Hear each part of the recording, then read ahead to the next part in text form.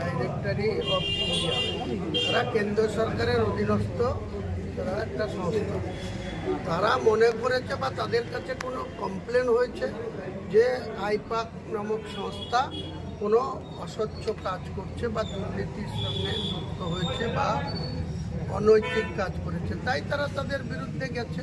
আমি ইডিকেও বলবো যে আপনারা কখনো কখনো কারো বাড়িতে গিয়ে কড়া নাড়বেন, তাদেরকে জিজ্ঞাসাবাদের নামে তাদের সরকারি কেন্দ্রীয় ফোর্স নিয়ে গিয়ে আপনারা নিজেদের সরকারের পয়সা ব্যয় করে করবেন, কিন্তু তারপরে আবার হঠাৎ করে আপনারা নিস্তেজ হয়ে যাবেন, নিষ্ক্রিয় হয়ে যাবেন। এটা যেন না হয়। আপনাদের কাছে সঠিক যদি কোনো তথ্য থাকে, কারো সম্বন্ধে কোনো অভিযোগ থাকে, এভিডেন্স থাকে, তাহলে কড়া ব্যবস্থা যেন তারা নেয়। কখনো আমরা দেখেছি লম্পঝম্প করতে সিবিআই ইডিকে, আবার তারা নিশ্চিত হয়ে গেছে। এক ক্যাবিনেট মন্ত্রী পার্থ চট্টোপাধ্যায় 3 বছরেরও বেশি সময় জেলে থাকলেন। 51 কোটি টাকা তার বান্ধবী অর্পিতার কাছে পাওয়া গেল। জ্যোতিপ্রিয় মল্লিক বনমন্ত্রী, তিনি 1 বছরের বেশি সময় জেলে থাকলেন। মানিক ভট্টাচার্য প্রাইমারি কাউন্সিলের চেয়ারম্যান 2 বছরের বেশি সময় জেল কাটলেন। কেন তাদের এখনো ট্রায়াল কমপ্লিট হলো না? কেন তাদের লিঞ্চিট পাক বা সাজা হোক কেন হয়নি?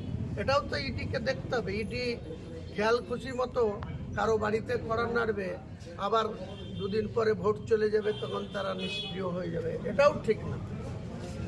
কেউ অনৈতিক কাজ করলে, কেউ যদি অন্যায় করে বা কোনো দুর্নীতি করে বা কোনো কারো পয়সা লুট করে বা কাউকে ক্ষমতার অপব্যবহার করে, তার বিরুদ্ধে আইন মোতাবেক ব্যবস্থা নেওয়া উচিত। আপনি সভা করতে যাচ্ছেন, কি বলবেন? কি বলবো, বাংলার মানুষকে বলবো নতুন করে ভাবতে, দুর্নীতিগ্রস্ত সরকারটাকে পরাস্ত করতে।